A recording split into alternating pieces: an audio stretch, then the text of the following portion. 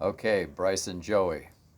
It's Sunday afternoon. I got a little view behind me here. I'm not sure how this is going to come out with the sun, and it's kind of at an angle here, but I'm going to give you both of you some tips here, and I'll act like you know nothing about the golf swing, or you've watched no one as far as lessons on the Golf Channel, or and also I got a few notes here. First we'll start with the grip.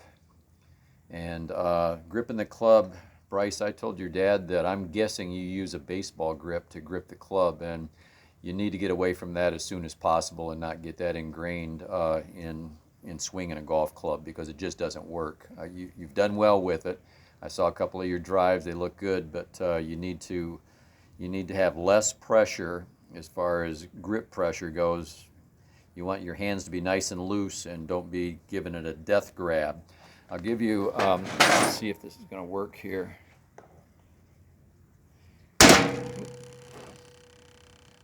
This is an overlap grip, if you can see this. Let me turn a little bit here, which means all I'm doing is I'm gripping with the left hand, and I'm just putting this little finger over, just over here, and then gripping the other. Now what you want to do is you want the creases in your hands. If you look at your right hand, and you want a strong grip, not a weak grip, and I'll tell you the difference between them. A strong grip means you can typically hit a straight ball or a draw. If you use a weak grip, you will hit fades and slices big time. So you want a strong grip from the start, and that means that the crease between your thumb and your first finger, that crease in your hand, should shoot right here at the tip of your shoulder, on your right shoulder, okay? And that means, again, shoots right over there. Now, as far as your left hand goes, you want to be looking at 3 knuckles on your hand. When you look down at your grip, you want to see 3 knuckles staring at you. If your hand is too far over and you only see 1, then that's a very weak grip. You want a strong grip, and at least 3, maybe even 3.5 to 4 as far as those knuckles go. And again, that crease on that same thumb finger crease in your hand also will shoot over to your right shoulder. There's also what's called an interlock, which is like this, and this is the old Jack Nicklaus style. This is a thing of the past, and I don't see any of my friends ever use this. To me, it's very uncomfortable. I don't like it. So again, this is the interlock, and that's the overlap, like this. All right. So I'm going to start with a putter here real quick. Also, for years, since the 90s, so 25, 30 years, I've putted left hand low, which I'm not sure if you can see this, which means, and again, I use a fat grip, which most pros use today, and they're very comfortable. This one I just put on about 2 weeks ago or so, but I've used a fat grip for maybe 5 or 6 years since they came out, and they're really nice. So again, left hand low means this would be your typical golf grip. I'm reversing it.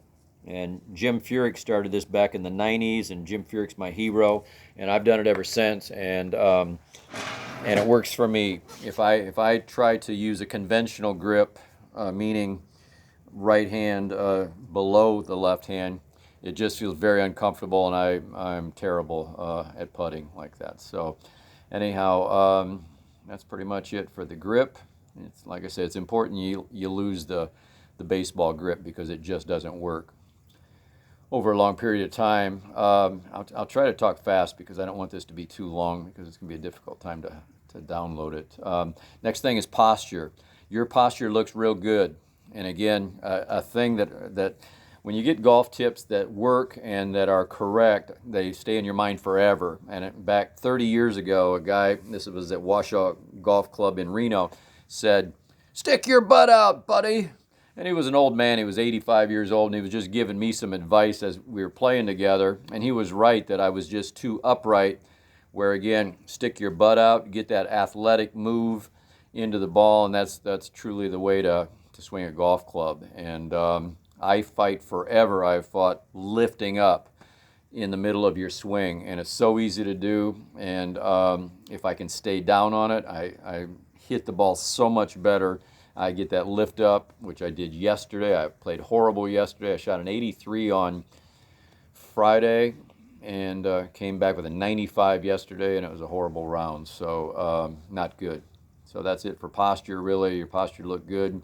Again, I talked to Joey about balance and how you want to finish, as far as finishing on your left side and not falling back, because you're losing power if you're falling back after the swing. Last thing is ball position, and Joey and I have talked about this, and that is when you're even on a driving range in ball position, you want to have your driver and your hybrid out just inside your left foot. And of course you're using a tee, and I think they use plastic tees there on most driving ranges, but I'm going to send you, I've got a box that's full of balls. I had to take some out because it had too many, and it was going to cost me a fortune to send so many of them, so I took some of them out, but I'm going to get that in the mail to you. It'll probably come UPS in the next week or so, just depending on the holiday traffic though too. So anyhow, I'm going to send you some balls. I got a whole bunch of tees and ball markers to send you also. Okay, so again, when you're talking ball position, you want to have about a 6-iron is where you want to center it, as far as between your legs, right in the middle, 6-iron, and you move about a half to a 3/4 of an inch up all the way to driver, and you'll move it back then all the way to, if you have a 9-iron, you have a 7-iron, a 9-iron, and a sand wedge, you want to move that ball back to the sand wedge. You want it just inside your right foot, your back foot, just inside of that. So again, you always, on natural turf, you always want to hit ball before ground.